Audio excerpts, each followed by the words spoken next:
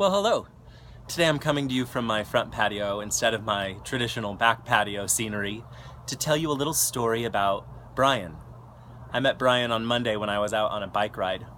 I left my house and was about ready to head down the canal, which is my normal route that I like to take, but for some reason I was headed down the street and decided to make a sharp right and do my Paradise Valley loop.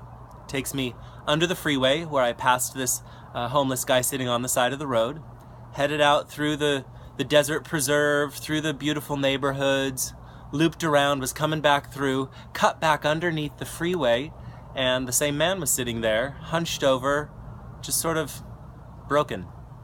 I kept riding, looped over the on-ramp to the freeway, and when I got to the top, I stopped and thought, I gotta go make sure that guy's all right.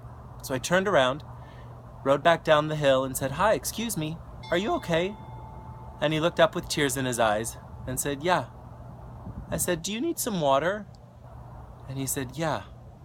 So I gave him my water bottle, and then I gave him my second water bottle and just looked at him in the eyes and said, "Just want you to know I was thinking of you. I hope you're okay."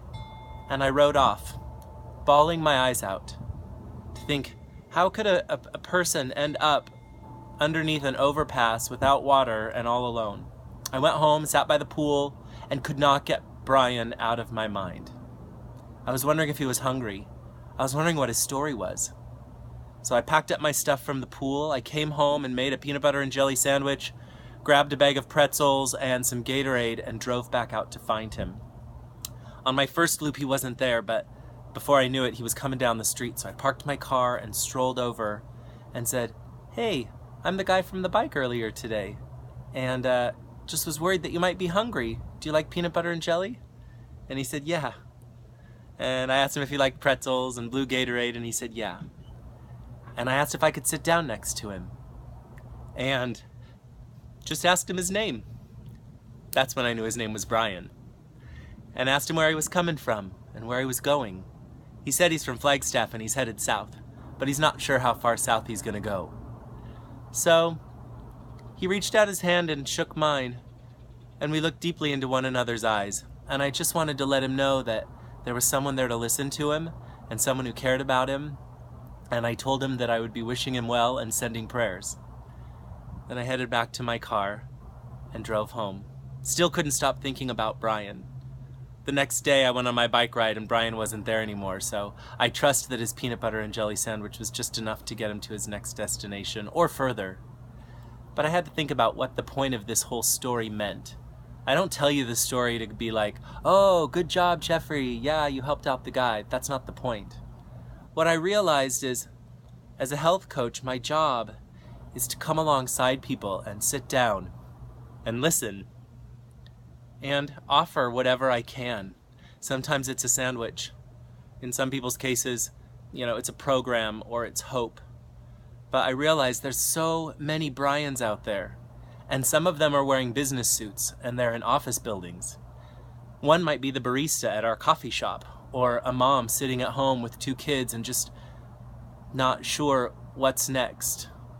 There's a lot of Brians that are broken and sad and don't know where the next step is going to take them. So I started wondering, what would it be like if there was a whole world of us who stopped being insecure or letting fear guide us and come alongside and sit next to the Brians of the world and just asked them their name? What would it be like if we had a whole world of crazy health coaches who brought hope to the world? Or if we were all just human beings doing the same thing? I don't know. I always do these videos in one take, and I'm trying not to cry today because this is my one take. But I hope that it's inspired you to sit down and look at someone in the eye, maybe it's somebody you already know, and see how they're doing. Offer them hope, or a sandwich if they need one. Anyway, the world is such a beautiful place. I hope you're enjoying it today. I hope you go out and make a difference in someone's day. And feel free to reply to this email. I'd love to hear the story of someone who you brought a smile to their day. And if ever you feel like a Brian, we all have, know that you're not alone. I'm here for you.